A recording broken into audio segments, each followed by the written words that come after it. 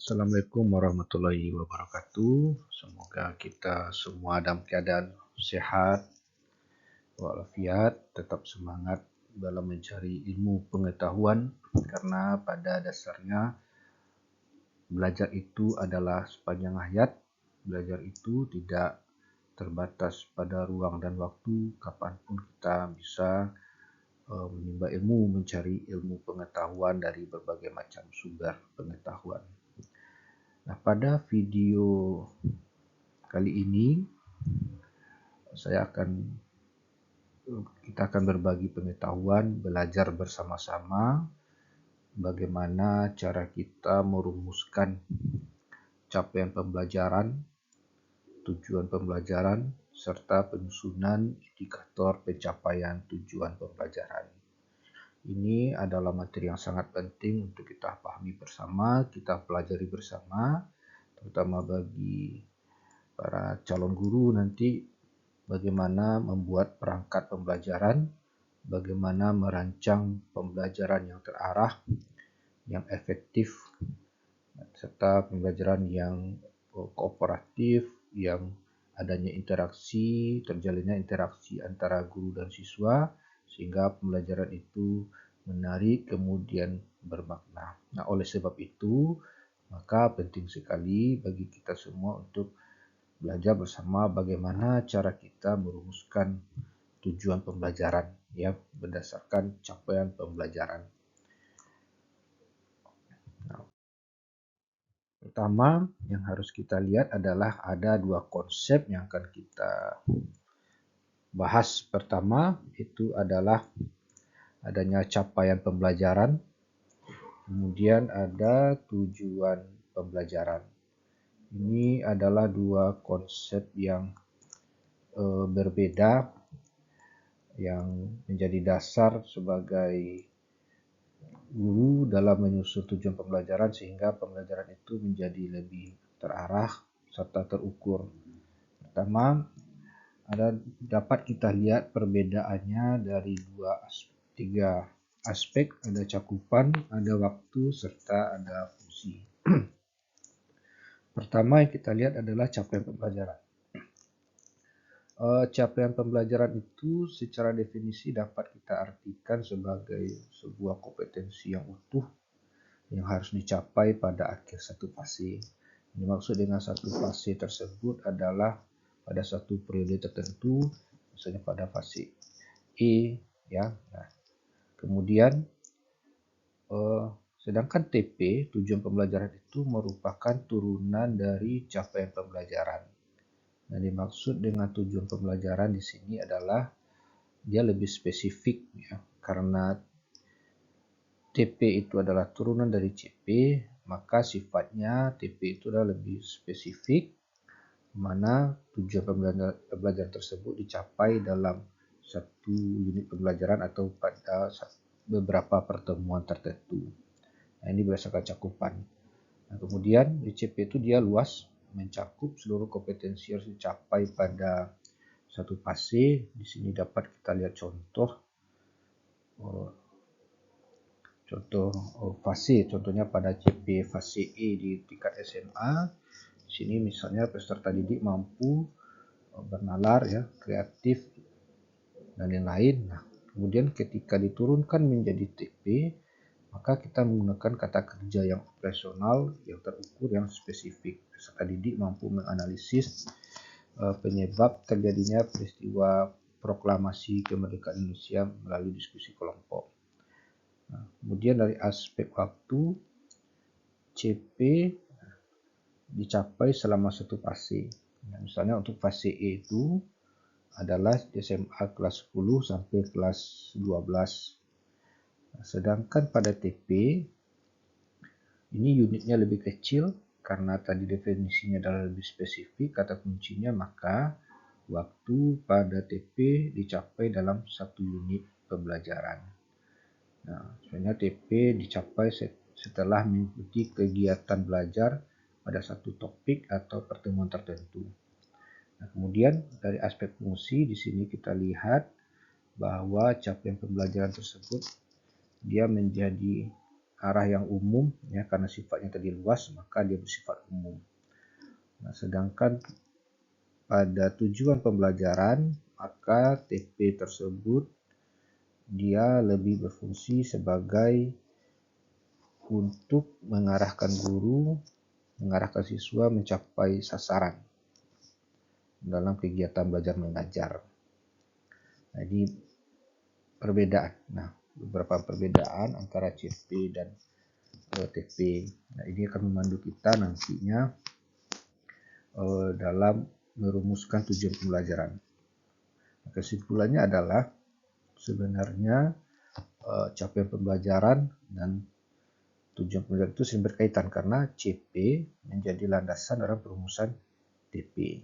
Nah, TP menjadi langkah menuju capaian pembelajaran. Nah, kita bisa menyusun TP ketika kita bisa menganalisis terlebih dahulu capaian pembelajaran.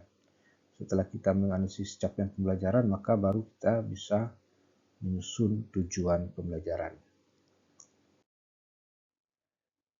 Pertanyaan selanjutnya adalah, mengapa perumusan yang tepat itu penting?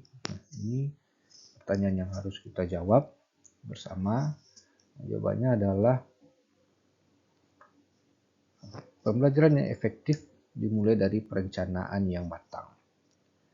Capaian, kemudian tujuan, dan indikator itu adalah base atau fondasi yang memandu guru dalam proses pembelajaran, mengajar, serta memastikan arah yang jelas dalam pelaksanaan pembelajaran dan memudahkan guru ketika melakukan evaluasi terhadap kegiatan pembelajaran yang dilaksanakan. Nah, ini adalah alasan mengapa sangat penting sekali kita merumuskan tujuan pembelajaran tersebut. Nah, apa itu capaian pembelajaran? Seperti yang dijelaskan di awal tadi adalah CP adalah sebuah kalimat yang disusun oleh guru ketika menyusun perangkat pembelajaran, apakah RPP, nah, di mana dalam satu kalimat CP tersebut, di dalamnya tertulis tentang pengetahuan, keterampilan, dan sikap. Nah, yang harus dikuasai peserta didik di akhir satu fase pembelajaran. Itu adalah CP. Nah, dalam kurikulum Merdeka, CP menjadi acuan, ya, dalam merancang pembelajaran serta asesmen. Nah, jadi CP itu adalah semacam induknya, kemudian turunan lainnya adalah tujuan pembelajaran, di mana tujuan pembelajaran tersebut harus ada asesmen atau pengukuran untuk mengukur ketercapaian tujuan pembelajaran tersebut. Ini beberapa contoh CP, misalnya contoh CP sejarah fase E, misalnya menganalisis kerajaan-kerajaan Islam di Indonesia dan peranannya dalam membentuk identitas bangsa. Menurut BSKAP, ya, capaian pembelajaran adalah kompetensi yang harus dicapai peserta didik pada setiap fase perkembangan. CP merupakan acuan untuk merumuskan tujuan pembelajaran serta indikator.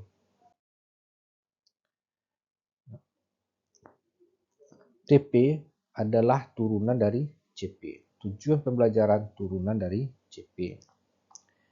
Tujuan pembelajaran atau yang kita sebut dengan TP adalah penjabaran yang lebih operasional dari CP. Ingat di slide awal tadi bahwa TP itu lebih spesifik, CP bersifat umum. Ya. Nah, TP adalah penjabaran operasional dari CP dalam satu lingkup materi tertentu. Tujuan pembelajaran sebaiknya dirumuskan dengan formula ABCD. Adapun yang dimaksud dengan ABCD itu adalah singkatan kepanjangan dari A itu untuk audiens, adalah peserta didik. B itu adalah behavior, yang menandakan perubahan perilaku yang kita harapkan dari kegiatan pembelajaran yang berlangsung. C itu adalah kepanjangan dari condition, kondisi saat kita melakukan penilaian atau melaksanakan pembelajaran. D itu adalah degree atau tingkat keberhasilan. Nah, karena TP itu jabaran operasional dan spesifik, maka TP harus bersifat spesifik, ya, kata kerja operasional bersifat spesifik, kemudian harus terukur dan dapat diamati. Nah, nanti kita akan melihat bagaimana sebenarnya TP yang spesifik, terukur, dan dapat diamati. Nah, ini adalah ABCD dalam perumusan TP. Nah, ini adalah contoh penggunaan rumus ABCD dalam perumusan tujuan pembelajaran. A. Di sini kita lihat A, karena A itu adalah audiens, orang yang kita ajar, misalnya peserta didik kelas 11 SMA semester 4, ya, misalnya peserta didik. B itu adalah kata kerja operasional. Menganalisis ini adalah kata kerja operasional pada level C4 pada taksonomi Bloom. C itu adalah kondisi, ya. D itu adalah degree. Nah, ini contoh ketika rumusan ABCD ini kita tuliskan dalam kalimat TP, ini adalah contohnya. Melalui diskusi kelompok, dan analisis peta konsep, peserta didik dapat menganalisis faktor-faktor pendorong perkembangan kerajaan Islam di Indonesia dengan tepat. Nah, dia tidak harus berurutan ABCD ini, tapi dapat kita kondisikan. Namun dalam satu kalimat tersebut tetap harus ada ABCD-nya. Contoh misalnya melalui diskusi kelompok. Ya, melalui diskusi kelompok ini tentu adalah C-nya, ya, C. Nah, peserta didik ini adalah A-nya. Menganalisis ini adalah B-nya. D ini adalah dengan tepat ini adalah D-nya. Nah, sehingga di sini terlihat dalam TP ini ada rumusan ABCD-nya, walaupun dalam contoh ini tidak berurutan, ya, dia tidak mesti berurutan ABCD. Namun sebaiknya walaupun dia tidak berurutan ABCD-nya, tetap dalam satu kalimat itu ada ABC dan D. Ini contoh perumusan tujuan, ya. Nah, yang lebih jelasnya di sini gambaran atau visualisasinya dapat kita lihat. Audien itu adalah siapa yang akan belajar atau siapa yang akan kita berikan pelajaran. Tentu di sini yang A itu adalah menunjuk kepada siswa, ya, menunjuk pada peserta didik. Kemudian B itu pertanyaan adalah apa yang akan mereka lakukan, ya. Nah, menunjukkan perilaku kompetensi spesifik yang diharapkan yang akan dimiliki peserta didik. Nah, C ini adalah condition. Dalam kondisi atau situasi seperti apa? Nah, ini menunjukkan kondisi atau situasi saat perilaku atau kompetensi tersebut dilakukan. Contohnya adalah melalui diskusi kelompok. Degree ini adalah seberapa baik tingkat pencapaiannya. Nah, ini menunjukkan kriteria atau standar keberhasilan diharapkan dari perilaku atau kompetensi tersebut. Nah, di sini misalnya siswa dapat mengaitkan, ya, perubahan perilakunya. Dengan cara apa siswa dapat mengaitkan? Yaitu dengan misalnya melalui diskusi kelompok. Ya, tentu mengaitkan ini harus ada ukuran, harus ada penilaiannya. Itu adalah secara benar.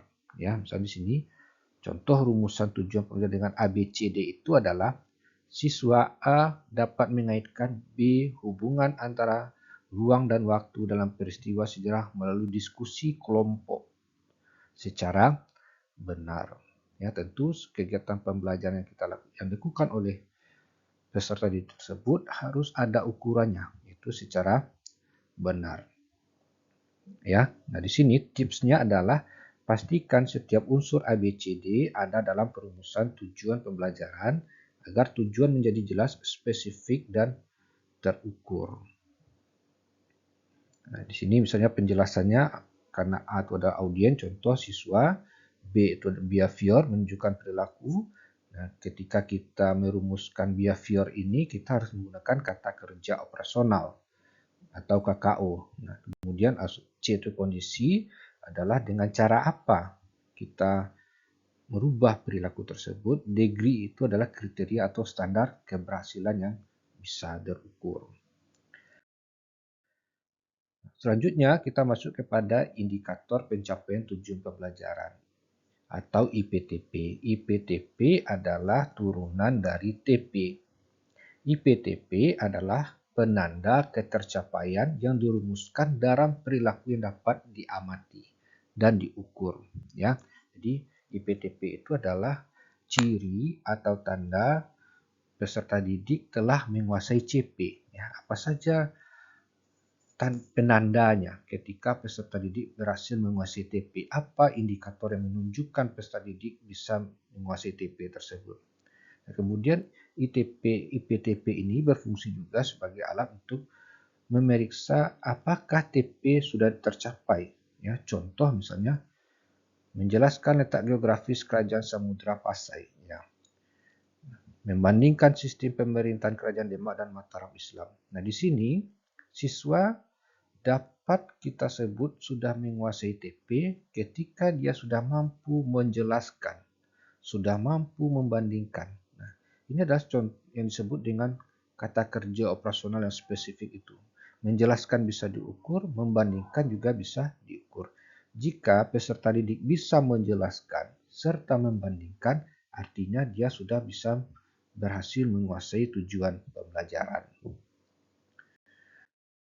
Selanjutnya ini contoh ya studi kasus bagaimana kita ambil satu materi pada mata pelajaran sejarah. Materinya adalah kerajaan Islam di Indonesia. Ya. Mari kita terapkan bagaimana kita rumuskan CP, TP, dan IPTP. CP.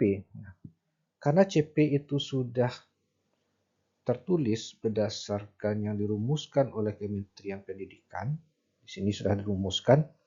Kemudian kita ambil potongannya. Kemudian dari CP ini kita turunkan dia menjadi TP.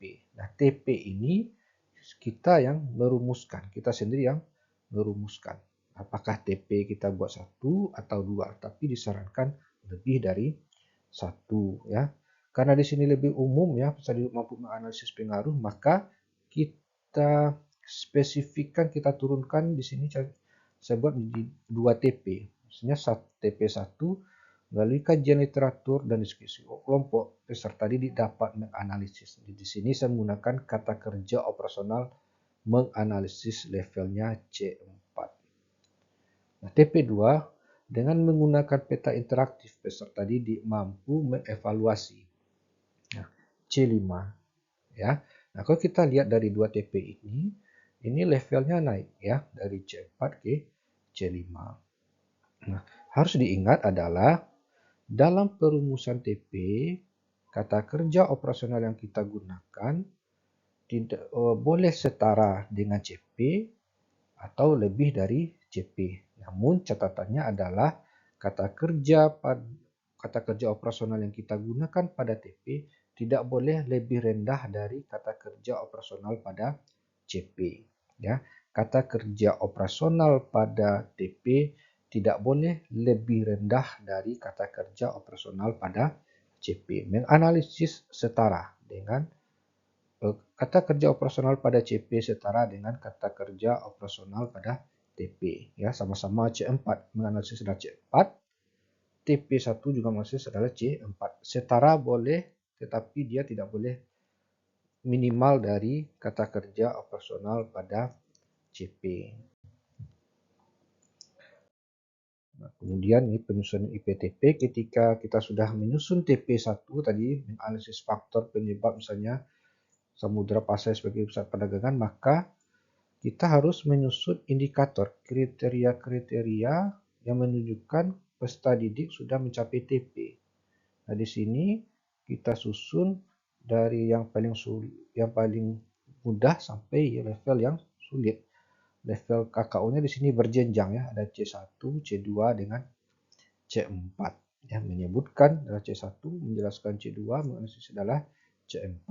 Nah, ini adalah 3 IPTP yang menandai peserta didik sudah mencapai TP. Ketika peserta didik sudah menguasai 3 IPTP ini artinya tujuan pembelajaran sudah tercapai. Kemudian ini contoh yang lainnya, juga levelnya berjenjang di sini. Ini beberapa teknik asesmen. Nah, kemudian ini alur ya, bagaimana perumusan capaian pembelajaran diturunkan menjadi tujuan pembelajaran, dari tujuan pembelajaran diturunkan menjadi indikator. Misalnya di sini kita lihat perumusan pembelajaran itu adalah kompetensi yang utama yang harus dimiliki oleh lulusan. Nah, kemudian TP itu penentuan spesifik, ini 3 dan IPTP, indikator pencapaian tujuan pembelajaran. Nah, pertanyaannya adalah di sini memudahkan kita dalam merumuskannya. CP itu apa yang dicapai, TP apa yang dilakukan oleh siswa, dan IPTP bagaimana kita melakukan pengukurannya. Nah, ini perumusan CP dan CP, TP, dan IPTP yang baik adalah kunci menuju pembelajaran bermakna yang berpusat pada peserta didik. Nah, ini beberapa kesalahan umum, nanti kan kita lihat masing kan kesalahan umum ya. Pertama, kesalahan yang umum yang sering terjadi ketika merumuskan tujuan pembelajaran itu, pertama, selalu dituliskan bersifat terlalu umum. Ini contoh yang salah, misalnya siswa memahami sejarah Indonesia. Nah, ini terlalu umum. Yang benar itu adalah kita harus membuatnya harus lebih jelas dan spesifik. Misalnya melalui diskusi kelompok. Nah, kemudian tidak terukur. Siswa mengetahui. Nah, yang itu ini sulit diukur. Kapan kita bisa mengukurnya? Ketika misalnya kita minta contoh menyebutkan, ya, tidak menggunakan kata kerja operasional. Contoh yang salah, siswa mengerti kolonialisme. Di sini tidak ada kata kerja operasional. Di sini ada kata kerja operasional. Mana kata kerja operasionalnya? Ini adalah kata kerja operasional. Ini analisis C4. Kemudian tidak spesifik, ya. Siswa mampu menjelaskan kerajaan Hindu-Buddha. Karena kerajaan Hindu-Buddha itu banyak, maka kita harus spesifikkan kerajaan Hindu-Buddha mana yang kita maksud. Nah, di sini misalnya yang benar, siswa dapat menjelaskan karakteristik kerajaan Sriwijaya. Nah, kemudian selanjutnya tidak sesuai dengan aktivitas pembelajaran. Nah, misalnya contoh tujuan menganalisis, tetapi kegiatan yang kita lakukan hanya membaca teks, ya, tidak sesuai dengan aktivitas apa yang kita rumuskan, tidak sesuai dengan aktivitas yang kita lakukan. Yang benar adalah tujuan dan aktivitas harus selaras. Siswa menganalisis sumber sejarah melalui diskusi dan presentasi. Nah, kemudian kesalahan umum yang lainnya tidak memuat kondisi pembelajaran. Di sini yang salah, siswa dapat membuat peta konsep. Nah, harusnya kita buat adalah melalui tayangan video dan sumber bacaan, siswa dapat membuat peta konsep. Kemudian tidak memuat tingkat keberhasilan, ya, dapat berpikir tidak tepat, ya, terlalu banyak dalam satu kalimat. Yang selanjutnya tidak, yang penting adalah seringkali tidak menggunakan unsur ABCD dalam merumuskan tujuan pembelajaran. Ini integrasi ya kurikulum dengan kurikulum merdeka. Pendekatan ABCD memudahkan penyusunan TP yang selaras dengan prinsip pembelajaran berdiferensiasi. IPTP membantu guru dalam menyusun asesmen formatif dan sumatif yang autentik. Ini beberapa evaluasi ya.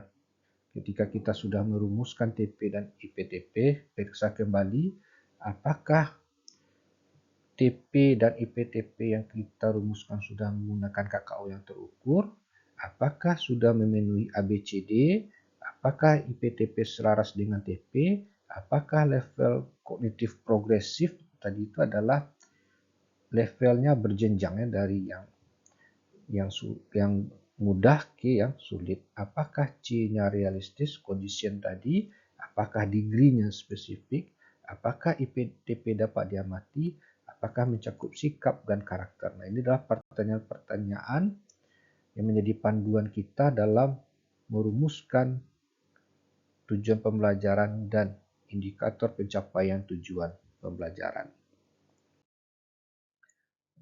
Kesimpulannya adalah perumusan CP, TP, dan IPTP merupakan langkah krusial dalam perencanaan pembelajaran. Formula ABCD harus menggunakan taksonomi Bloom sebagai panduan, membantu menciptakan rumusan tujuan pembelajaran jelas dan terukur. Kemudian dengan rumusan yang baik, proses pembelajaran lebih terarah. Diskusi. Kemudian sekarang coba jadi pertanyaan refleksi adalah bagaimana kita merumuskan TP dalam formula ABCD. Apakah tantangan yang sulit dihadapi? Mungkin sekian dari saya untuk materi pada perumusan tujuan pembelajaran serta IPTP. Semoga ini membawa manfaat untuk kita semua. Saya akhiri. Terima kasih. Assalamualaikum warahmatullahi wabarakatuh.